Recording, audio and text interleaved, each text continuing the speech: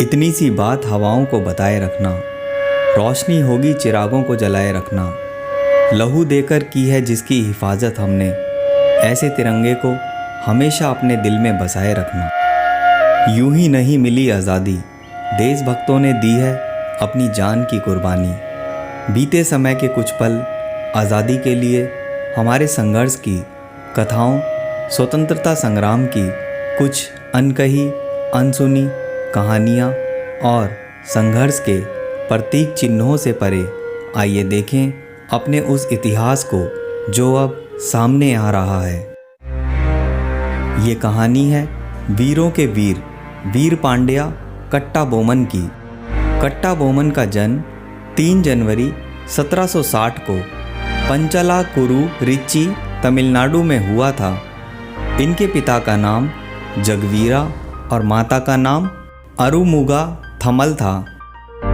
जब दक्षिण में 16वीं सदी के आसपास विजयनगर राज्य टूटा तो यह 72 छोटे राज्यों में बंट गया, जिन्हें पलियम कहते थे।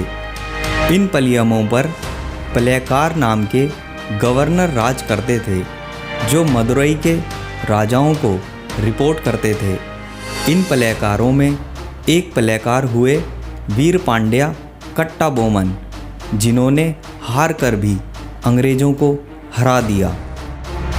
2 फरवरी 1790 को वीर पांड्या पंचालाकुरुची के 47वें राजा बने। इसी किले से वीर पांड्या ने अंग्रेज़ों के खिलाफ लड़ाई लड़ी। आरकोट के नवाब ने ईस्ट इंडिया कंपनी से ढेर सारा ऋण लिया था, लेकिन लौटा नहीं पाए। अंग्रेज़ों ने ऋण चुकाने के लिए कहा तो अपनी जान बचाने के लिए नवाब ने कह दिया कि हमारे बदले का कर आप ले लो। अंग्रेज़ों ने इस बहाने लूट मचा दी।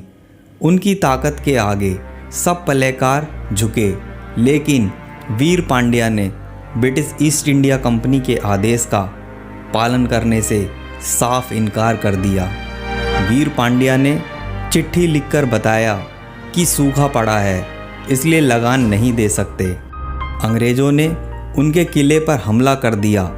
वीर पांड्या का खौफ इतना था कि उनके छोटे से किले को चारों तरफ से घेरने के बावजूद भी एक झड़प के बाद अंग्रेज़ों ने और फौज के आने तक रुक जाना ही ठीक समझा।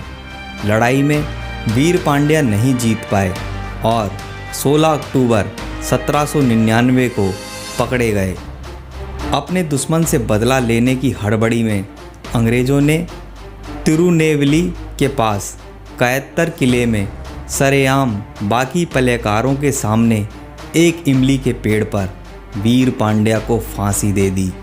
वीर पांड्या की शहादत के 200 साल पूरे होने पर भारत सरकार ने 16 अक्टूबर 1999 को उनके सम्मान में एक डाक टिकट जारी किया। वीर पांड्या हिम्मत और खुददारी का एक किस्सा बनकर लोगों की यादों में हमेशा रहेंगे। ऐसे वीर योद्धा को देशवासियों का कोटि कोटि नमन। आज़ादी के 75वें वर्ष में जब हम भारत की श्रेष्ठ परंपराओं, संस्कृति और ऐतिहासिक स्थानों और प्रतीकों से जुड़े गौरवशाली इतिहास के साथ आज़ादी का अमृत महोत्सव मना रहे हैं, ऐसे में हमारा देश संभावनाओं से भरे एक आशाजनक भविष्य की ओर देख रहा है।